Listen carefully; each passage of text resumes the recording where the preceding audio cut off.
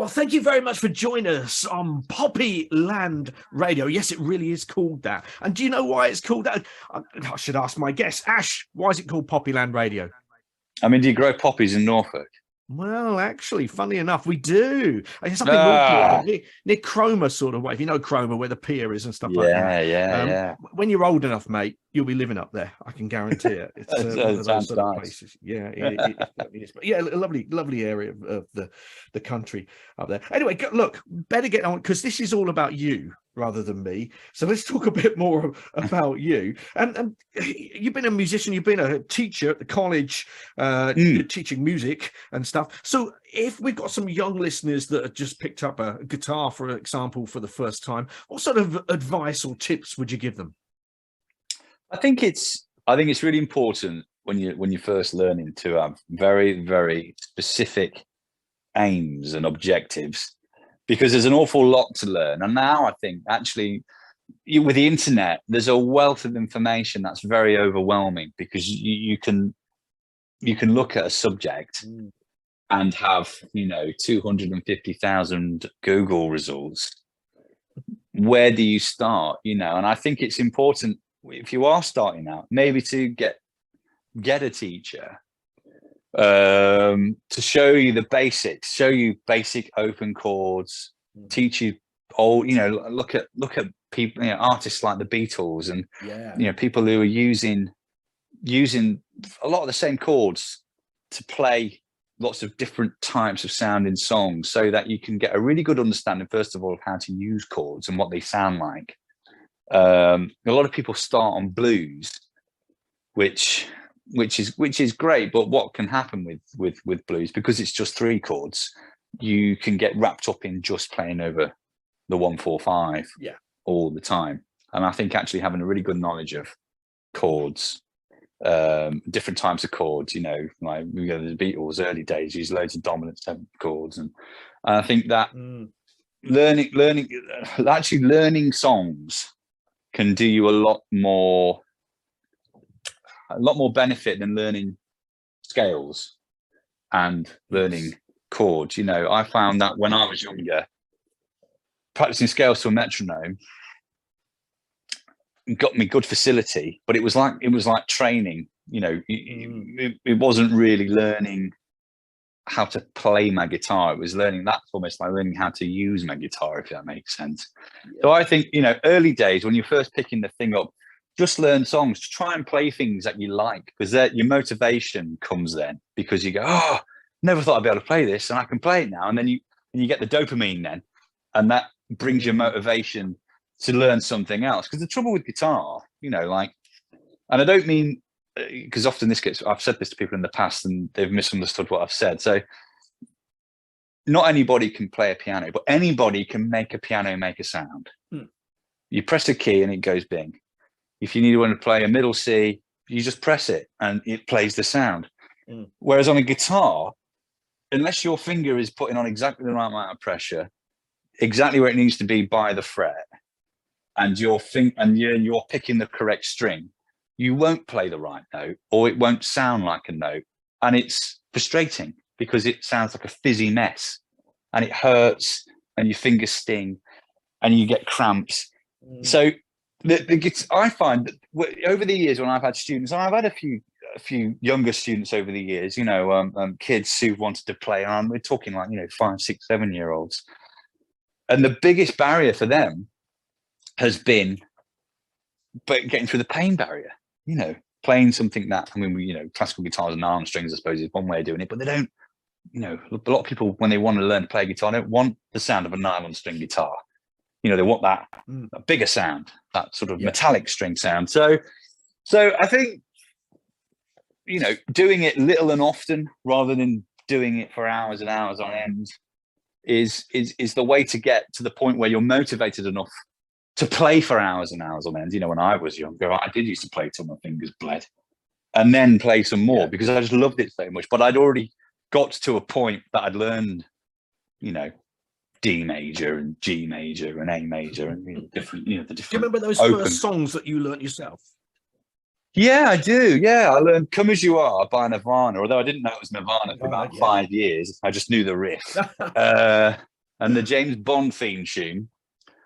And I remember trying to learn Wonderwall by Oasis and just not being able to play that rhythm for weeks and weeks. How things have changed, I'm sure. And weeks on end. Well, do you know what though? It's the same. Whenever I want to learn something I can't play, I'm that 14-year-old boy again. You know, taking ages. You know, I always joke. My brother and I we always reference that Father Ted episode where they do the Eurovision Song Contest. If you've seen it, but he's playing through this guitar part, and I think it's like a B7 or something. He's like, wait a minute, I can get this, and that is exactly, to this day, I'm still the same. If I'm learning a song and it isn't in my muscle memory, I immediately go back. You know, my brother's got a really good way of looking. He's better at it than I am. He's better at managing his frustration, you know, because like he says, it's a process. If you want to learn something new, you have to go through the process. You can't expect, just because you can play all this other stuff really well, why does that mean? All it does is it just gives you a head start to learning something brand new, because yes, you've got some facility and your hands aren't going to work, but you've got no right to be able to play something you don't know. And he's right, you know. So I think a lot of it becomes harder in some respects the better you get to learn new things, because you're so used to being able to own what you already know. So to then learn something brand new is like, it's frustrating. He's like, God, why can't I do it? Ugh. But it's that whole thing of just going back to do it again. Yeah. If there's one bit, I mean, I'll tell you one pearl of advice that I got given when I was younger, and this is right. If you make a mistake, don't go back to the start. Carry on. Because what happens is you get really good at playing the beginning of. Well, it's right, you know. I mean, if you always go back to the beginning when you're practicing something, all you do is you get really good at playing the beginning, because that's what you're practicing. Because you get 2/3 of the way through the song, you make a mistake, you go back to the start, and actually, it's like, well, if you've made a mistake 2/3 of the way through, practice that bit, and it's amazing how like it's such an obvious thing, but people do it. You know, every student I've ever had, you know, they come and they perform what we've practiced the week before, and they go, oh, let me start again. I'm like, no, don't start again. You played the start fine. I know you can play that because you just did it. Play me that bit again. And that's what you need to practice. So it's one of those things, you know, they're obvious, but they're only obvious once you're pointing them out, I find sometimes. Well, look, let's go to a number. Okay, I'm going to play another one of your songs now. It's a bit out there for you, this one. Okay, we'll talk about this after we listen to it, but this is Prey of the Wonderpuss. Wicked. Yes, exactly. So I'm going to stick that one on. Right, we're going to talk about that when we come back. Okay. Great. Hello, everyone. It's Simon Pinkett. I've got my very, very, very important person guest with me, Mr. Ash Wilson. Ash, I think I need to take you aside with this one. This is not good. We've just put on Prey of the Wonderpuss, okay? And it was quite a sort of heavy and dark sort of song. And I was watching the video at the same time, and I'm going to have nightmares tonight. Okay, my wife is not going to be happy with you because I ain't going to sleep at all. Yeah, it's a bit bonkers. dark and. Yeah, it's crazy. It's quite fun, isn't it? Where'd you get the toy from? There's a sort of stuffed toy, green man, alien sort of thing. Oh, the octopus. It looks a bit like the Philip Schofield thing. What was it? Yeah, it's an octopus. It's my wife's. It's an octopus. It's sitting on your head. Yeah, that's it. Yeah. So, well, it's not an octopus. It's only got 7 legs or teeth. Well, it's a wonderpuss. It's a wonderpuss. So that song, it was the first lockdown. So it was you know, everyone's kind of, and I wrote 2 songs during lockdown that we put out. One is incredibly dark, but then hopefully uplifting afterwards, called Covered Hands. And Prey of the Wonderpuss was the other one. So the 2 extremes of my mood during lockdown, one was of fear and gratitude for everyone who was still working and keeping the country going. Yeah. And the other one was my own complete insanity of being in the same 4 walls with my kids, not seeing anyone, talking to my parents over a hedge. And I was lucky, you know, I don't live by myself, and you know, I got company, and I live on a farm. You know, I have I'm very lucky. I've got my life. I've got a great life every day. Well, every your like missus every is a gig. farmer, isn't she? Am I right? She in is. she's a farmer? Claire's a farmer. So there's always something to do around here. But yeah, so what I've got a feel that Phil, I wanted Phil to do something for me. Nothing bad. Just I needed him to we run the bands, and Phil's very good at media with computers and things, and I'm not so good at that. So I'm wondering if Phil, I can't remember exactly what it was, but I effectively sent him. I was going to send him something serious, and I sent him that riff with these programmed drums messing around, and he sent it back saying, "This is wicked. But like, you should finish this."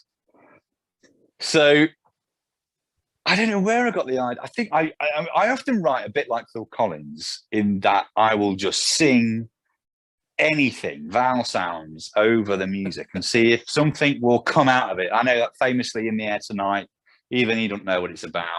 He just sang most of those words when he was trying to find a melody. Yeah. And I think I sang The Prey of the Wonderpuss. I pulled that out of God knows where. So it's basically about how I felt, like being like my own imagination kept taking me to, there's going to be a zombie apocalypse. It's the end of the world. It's all my own kind of worries and frustrations of lockdown was that song. So The Wonderpuss, I suppose, is my little avatar that I created within the song that's kind of clawing away at my sanity. And then I thought it'd be funny to do a silly video. Now, again, Phil normally does the videos. On YouTube, there's videos for Peace and Love and Broken Machine and the Holding Hands one, Covered Hands one. And Phil does all of them. And they're all really good, because Phil knows what he's doing. I don't know what I'm doing.